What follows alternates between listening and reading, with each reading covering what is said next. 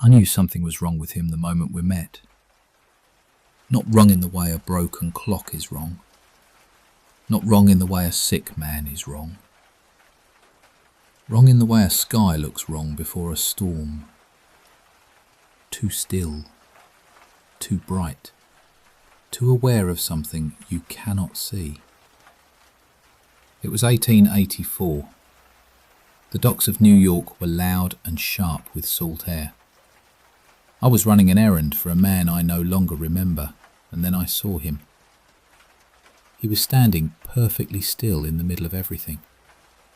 People moved around him like water around a stone. He didn't notice them. He was looking at something, but there was nothing there. Just air. Just space. He was looking at something that didn't exist yet. He was tall, impossibly tall it seemed, thin as a winter branch. His coat was clean but old. His eyes, I will never forget his eyes. They were grey, not cold grey, not warm grey, just deep, like looking into a room where all the furniture has been removed and the walls go on forever. I remember thinking, this man does not belong here, not in New York, not in 1884, not in this century. He belonged somewhere else entirely, some place we hadn't built yet. His name, I would learn, was Nikola Tesla. He had come from Serbia. He had come across an ocean. He had come with almost nothing in his pockets and more ideas in his head than any library I had ever entered. He barely spoke that first day. When he did, his voice was low and precise, like a man reading from something only he could see. He said 3 words to me that afternoon. Do you wonder? I didn't know what to say. Wonder about what? I asked. He smiled, very slightly, the way a man smiles when the answer to a question is so obvious that the question itself becomes beautiful. About everything, he said. And then he walked away, into the crowd, into the noise.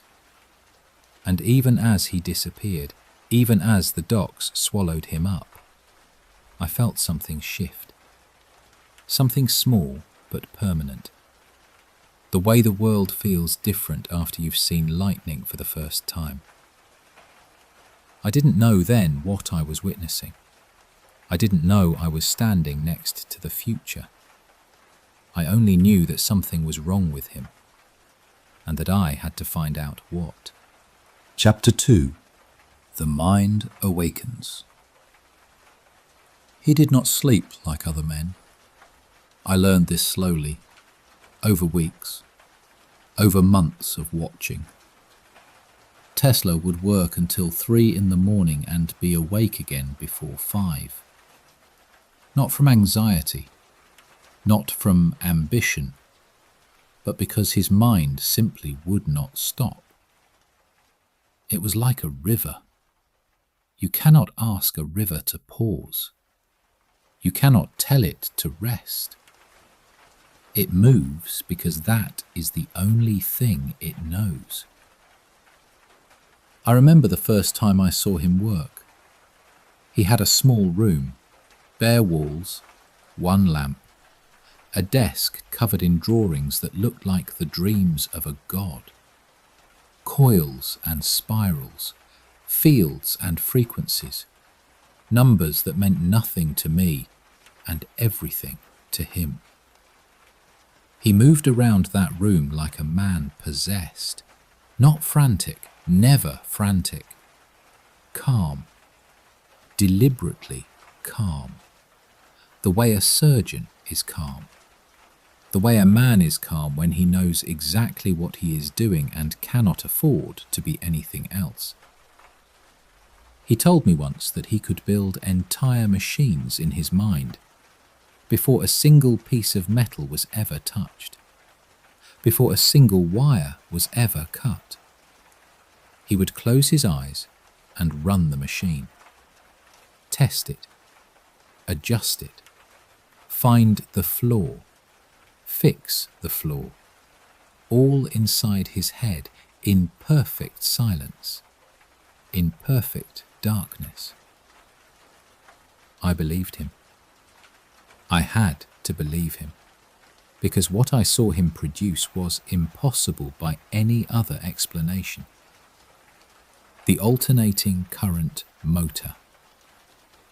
The idea came to him during a walk. He told me this.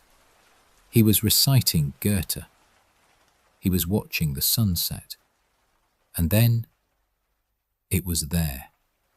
The whole design, complete, rotating, perfect.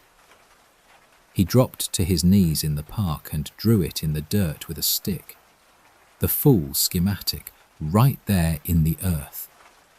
Like he was writing something he had always known and only now remembered.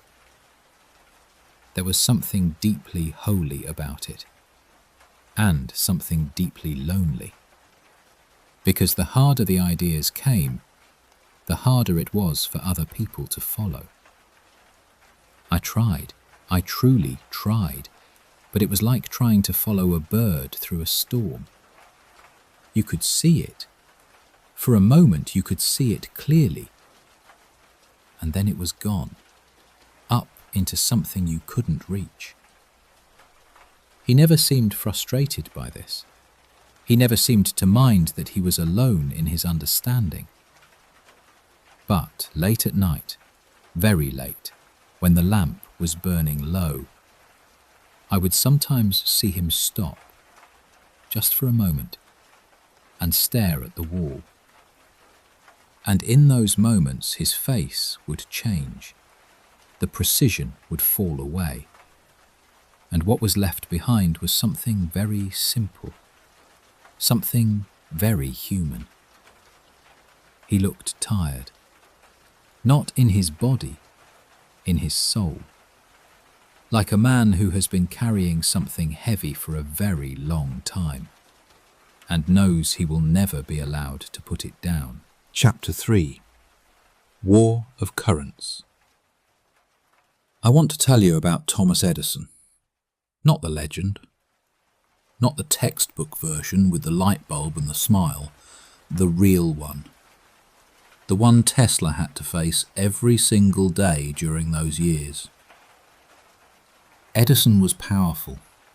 That is the only word for it. Not just wealthy, not just famous. Powerful in the way that cities are powerful. You do not argue with a city. You do not reason with it. You either move with it or it moves over you. When Tesla came to work for him, I thought it might be beautiful. Two great minds, one mission. I was wrong. Edison looked at Tesla and saw a threat. A quiet, thin, foreign threat. Tesla looked at Edison and saw a man who had chosen the wrong direction and was too proud to turn around. The argument was about current, direct current, alternating current. Edison had built his empire on direct current, and he would not let it go. Tesla's alternating current was better, more efficient, more elegant. It could travel farther and cost less. These were facts, plain facts. But facts are fragile things when pride and money are in the room. Edison was not subtle in his opposition. He electrocuted animals in public demonstrations. He called alternating current dangerous. He called it the death current. He used every platform available to him to bury Tesla's work before it could breathe. I remember watching Tesla during those years. He did not shout. He did not threaten. He did not perform. He simply continued working, with a kind of quiet ferocity that was almost frightening. He would come in each morning and sit at his desk and work, as if Edison did not exist, as if the newspaper articles didn't exist, as if the whole loud, ugly war happening around him was someone else's problem.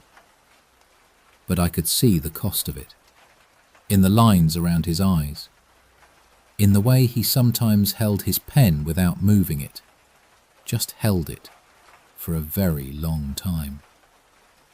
He told me once, only once, that he had made a mistake. Not in his science, never in his science.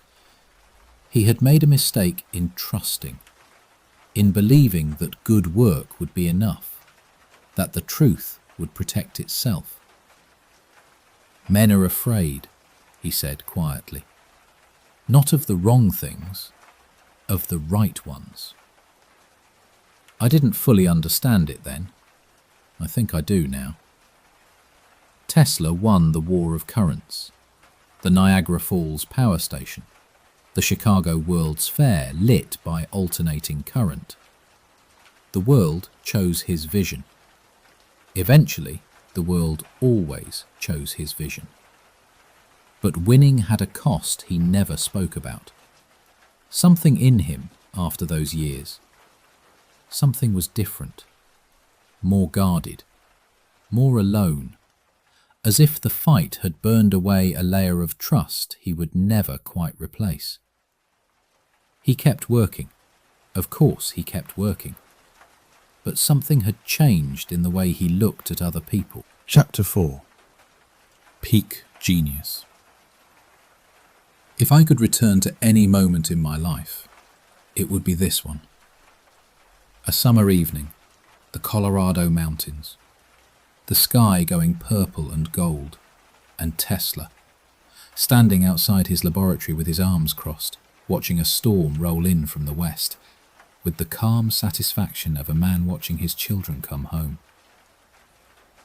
He had gone to Colorado Springs to work in peace, away from New York, away from the noise and the politics and the slow, grinding weight of other people's opinions.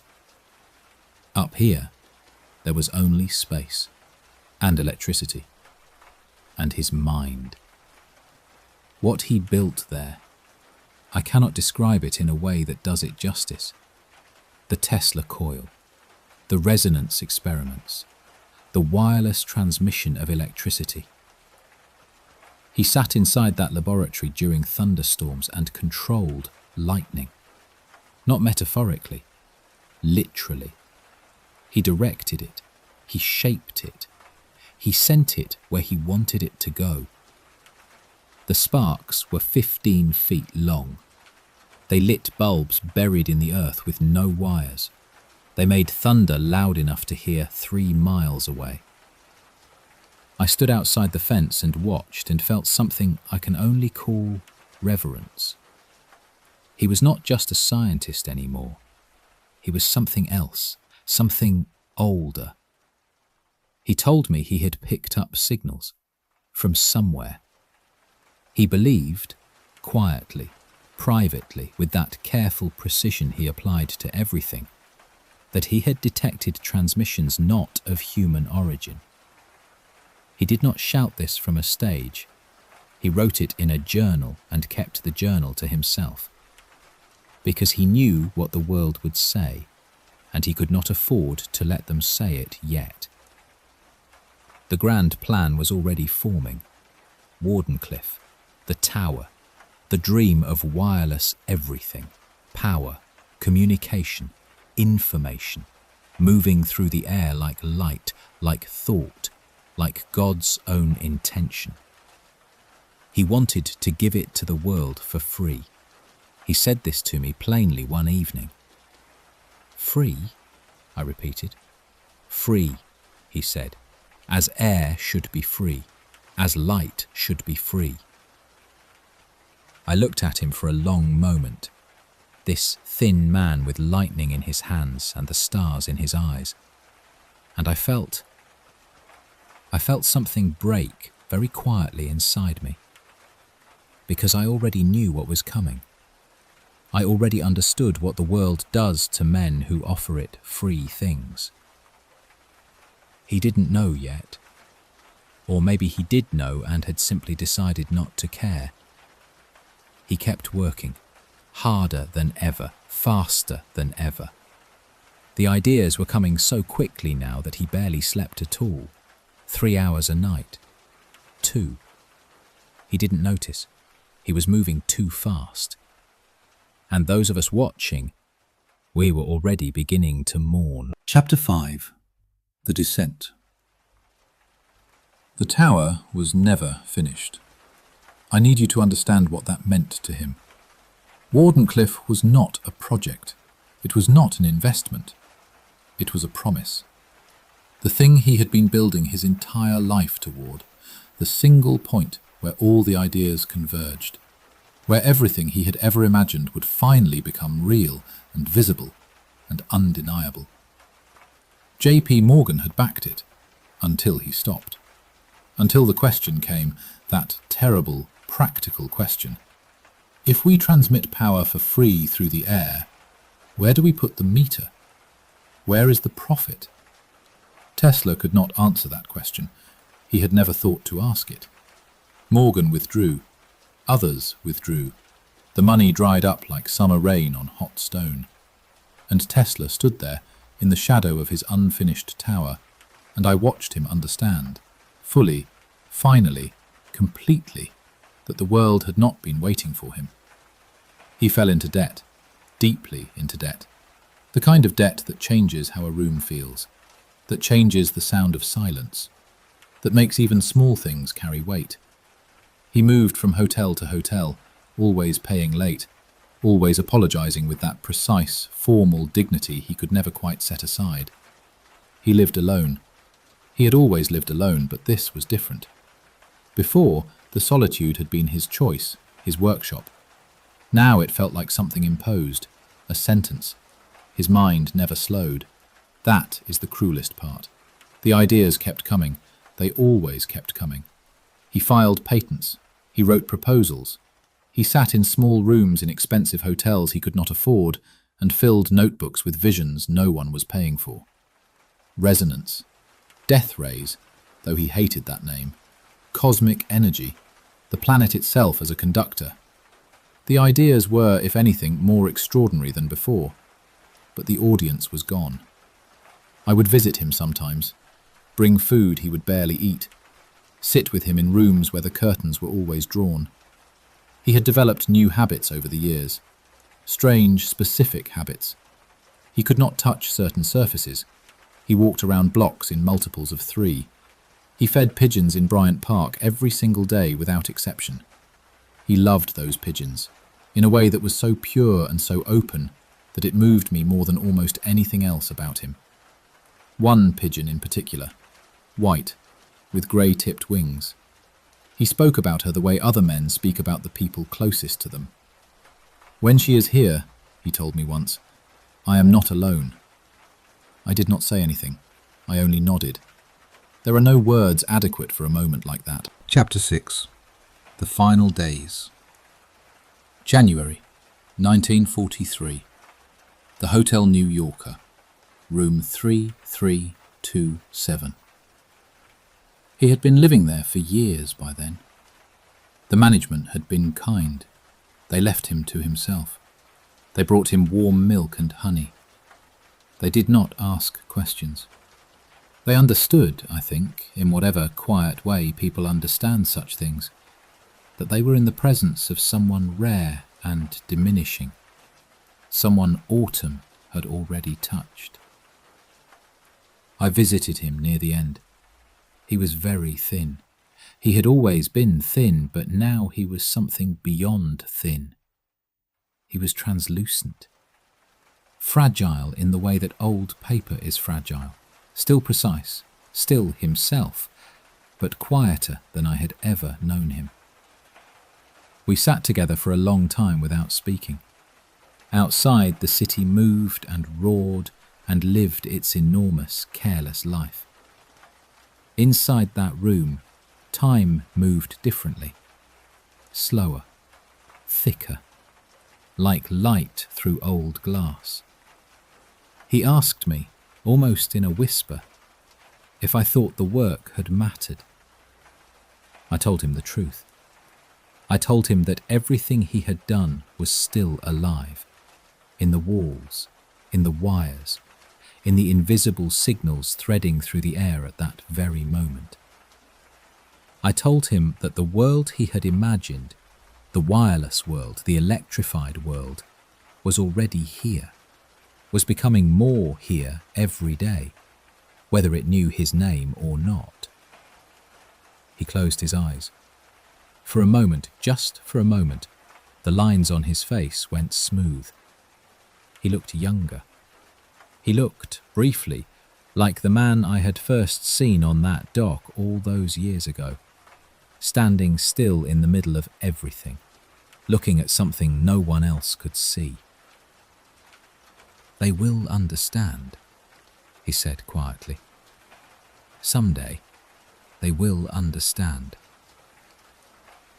He died alone, January 7th, in the night, in the quiet.